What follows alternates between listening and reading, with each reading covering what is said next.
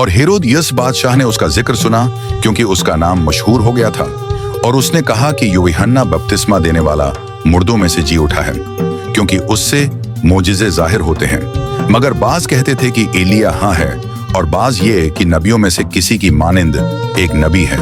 मगर हेरोदियस ने सुनकर कहा कि यूहन्ना जिसका सर मैंने कटवाया वही जी उठा है, क्योंकि हेरोदियस ने आप आदमी भेजकर यूहन्ना को पकड़वाया और अपने भाई फिलिप्पुस की बीवी हेरोदियास के सबब से उसे कैदखाना में बांध रखा था, क्योंकि हेरोदियस ने उससे ब्याह कर लिया था और यूहन्ना ने उससे कहा था कि अपने भाई की बीवी को रखना तुझे रवा नहीं। बस हेरोदियास उससे दुश्मनी रखती और चाहती थी कि उसे कत्ल कराए, मगर ना हो सका, क्योंकि हेरोदिस यूहन्ना को रास्तेबाज और मुकद्दस आदमी जानकर उससे डरता और उसे बचाए रखता था, और उसकी बातें सुनकर बहुत हैरान हो जाता था, मगर सुनता खुशी से था।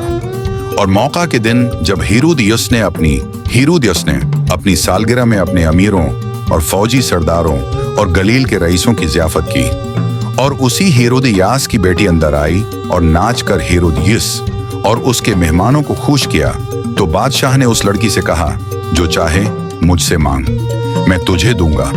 और उससे कसम खाई कि जो तू मुझसे मांगेगी अपनी आधी सल्तनत तक तुझे दूंगा। और उसने बाहर जाकर अपनी माँ से कहा कि मैं क्या मांगूं। उसने कहा, यूहन्ना बपतिस्मा देने वाले का सिर। वो फी-अल-फौर बादशाह के पास जल्दी से अंदर आई और उससे अर्ज की, मैं चाहती हूँ कि तो यूहन्ना बपतिस्मा देने वाले का सिर एक थाल में अभी मुझे मंगवा दे। बादशाह बहुत गमगीन हुआ, मगर अपनी कस्मों और मेहमानों के सबब से उससे इनकार करना न चाहा।